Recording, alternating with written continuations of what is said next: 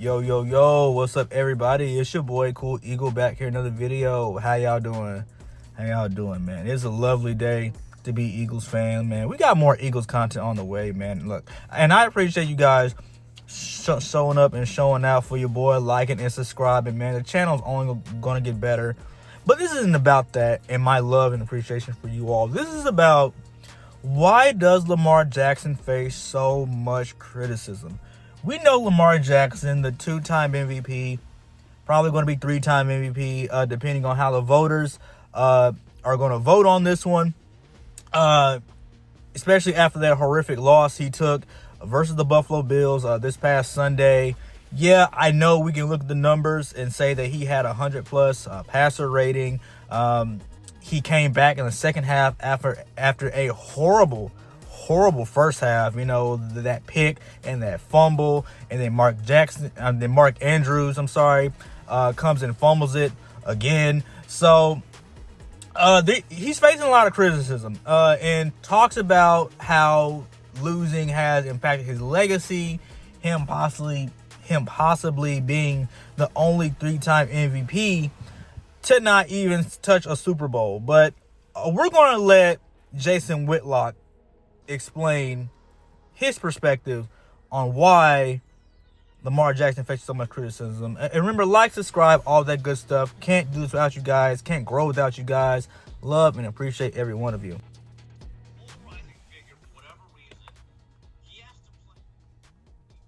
Game. He has to be Don Larson. And then even if he does pitch that perfect game, it becomes, well, they lost. You know, I don't get this. It's like someone pointed this out to me. I remember watching it. Everyone remembered. And I remember that too. I mean, Lamar Jackson had an amazing stat line for the game if you take away the turnovers. Not to use Micah Parsons' logic, if you take away the bad plays and just leave the good plays, it's a better game. No. Lamar Jackson played an okay game, and it does appear that when he does have a good game, he still loses, and it still impacts his legacy. But let's continue on. Joe Montana's coming out moment nationally, the catch, which by the way was the same play, sprint right option. Okay, everyone runs that play near that part of the field. Dwight Clark makes the iconic catch over Everson Walls. It makes the cover Sports Illustrated, and the Niners become the '80s team. Has anyone ever actually seen the box score for that game?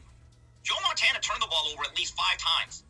So, again, was Joe Montana great, or was he great when it mattered, or did his team just happen to find a way to win? Now, look, the first half is the first half. Lamar did what he did. Now, for you sports heads, you old heads out there that were around to witness Joe Montana and that awesome 49ers team, you could really make that same argument for any all-time great quarterback. I know John Elway, his stat line wasn't always great and the biggest of games, but he had a really good team, especially when you consider he was handing the ball off to Terrell Davis 25-30 times a game. Really helps out, like, when you have a good team. And not to say Lamar Jackson doesn't have a good team. You know, hey, man, sometimes things just don't go the way you want them to, no matter how much you want them to. But let's continue to listen. But I thought he was really good in the second half, and as the Buffalo offense, as I like to say, went into Rush Limbaugh mode because they were ultra-conservative, acting like they had a 31-0 lead. And look, there's also an argument that Lamar on that two-point conversion, there's people that play football like Sean King, not Martin Luther King, but the quarterback, who said, hey, Lamar didn't actually execute that all that well. But again, the ball was dropped. With that being said, I didn't look at that game and say, God, Lamar, he blew it. I didn't look at it that way. And he's still an elite quarterback, but we've got to get... And a lot of people did it. If you look at ESPN, CNN, First Things First, Fox Sports, whatever sports media platform you listen to, a lot of them will have the narrative that it wasn't Lamar Jackson's fault. And maybe it's just a star treatment he's getting, because we can't erase the 2 turnovers he had in that game. And we know historically, if you turn the ball over 1 or 2 times, you have a losing record. Well, like, those teams have a losing record, like not the Ravens, but overall, if you turn the ball over 1 or more times in the playoffs, you have a good chance of losing. Over this thing, how the fortunes of a 45-man roster in the ultimate team game are decided by one person.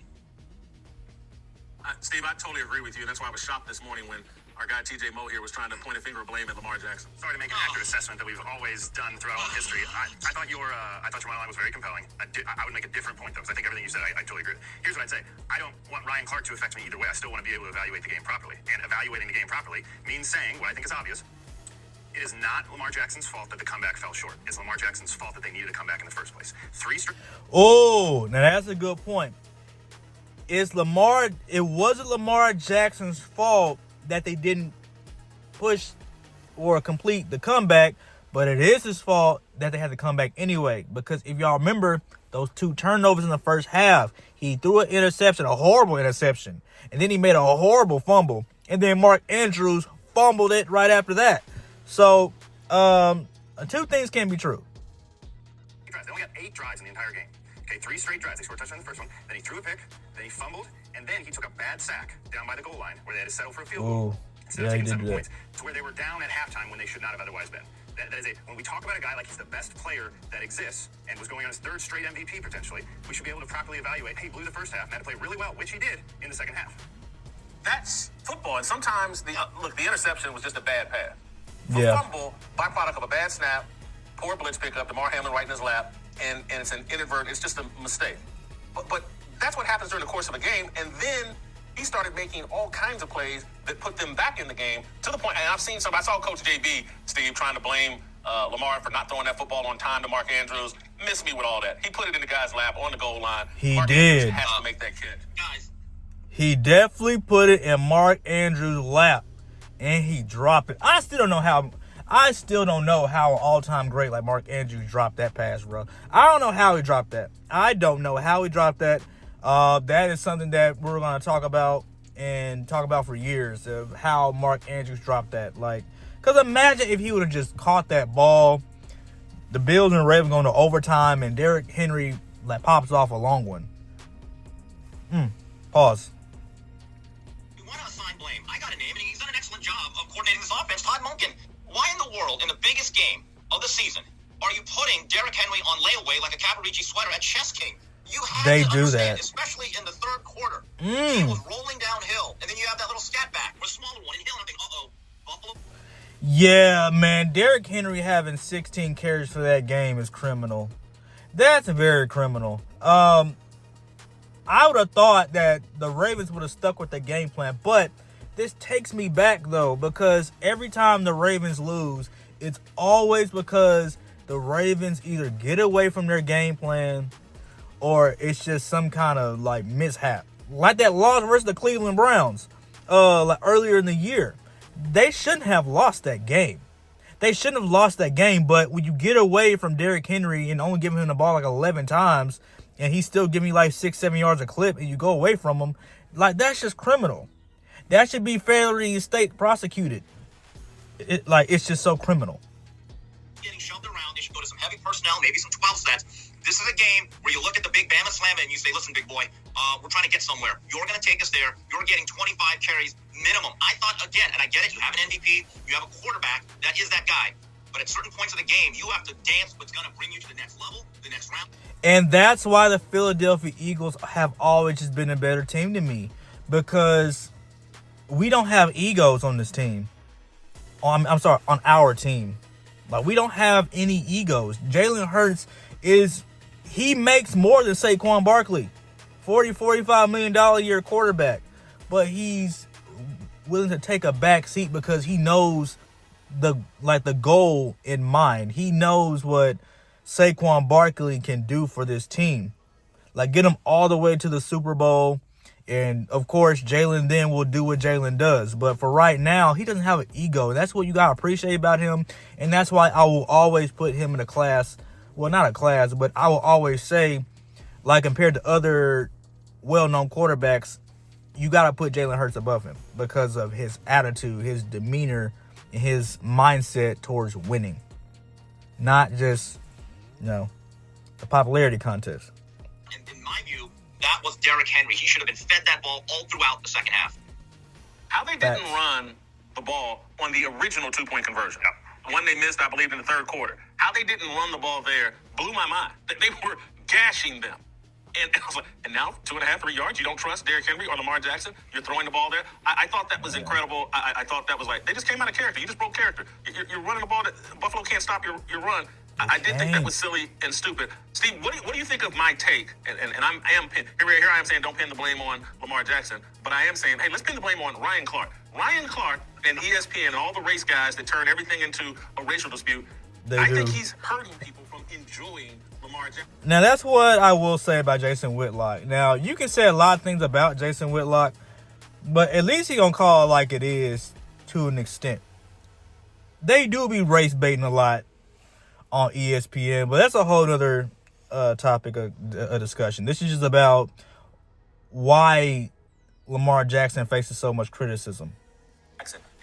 Lamar Jackson's really likable. He's really talented. He's playing at a high level, and people are rooting against him because they don't want to hear Ryan Clark come on TV and wag his finger and tell, oh, it's the black quarterback, this, the black.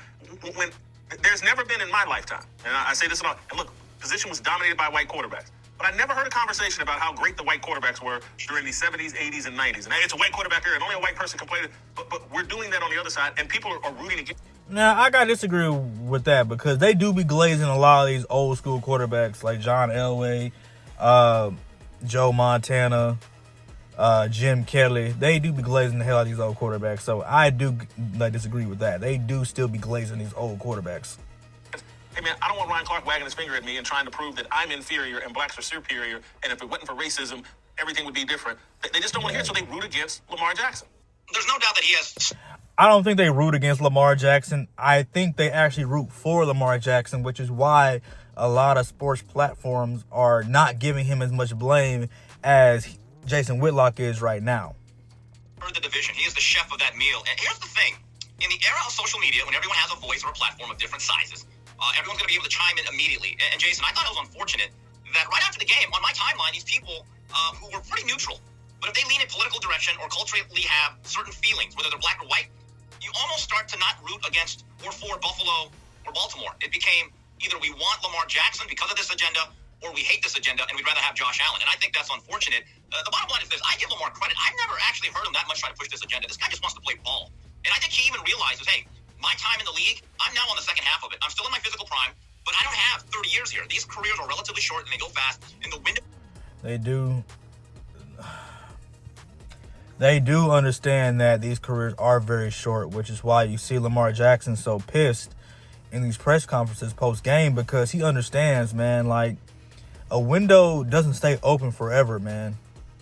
A window does not stay open forever, which is why you gotta, like, do so much to get ready for the postseason. And when you get there, you almost have to be spot on, because one turnover could cost you a legacy. to win can shut immediately. And I think he realized this was a golden opportunity. But there's no doubt about it is that I think with all this rhetoric and then some of the anti-Josh Allen stuff that we've heard from people like Dominic Foxworth 3 years ago, it creates this festering and lingering emotion. Yeah. And there's a lot of people who are sick of the white guilt that's been doled out the last 4 years, that they may be neutral in a lot of things involving football. But I guarantee you, this is just my feeling, that people who have no association with the Ravens or Bills, they overtly became Bills/Josh Allen fans because of this discussion that's been jammed down our throat for at least 2 to 3 years. If you enjoyed that video, be sure to hit the like button. Now, we just went over a lot of what Jason Whitlock was going over. Jason Whitlock and Steve Kim were pretty much going over as to why they feel like Lamar Jackson faces so much criticism. Well, why I think he faced so much criticism is just because he doesn't win in the big moments. Yeah, he gets to the playoffs, but when you think of Lamar Jackson, about the 3-time MVP, you think of Super Bowls. And it just doesn't happen like that. The dice just doesn't roll that way because he or the team turns the ball over too much, or he runs into Patrick Mahomes. And there's going to be more to talk about in regards to Lamar Jackson's legacy and why he faces so much criticism.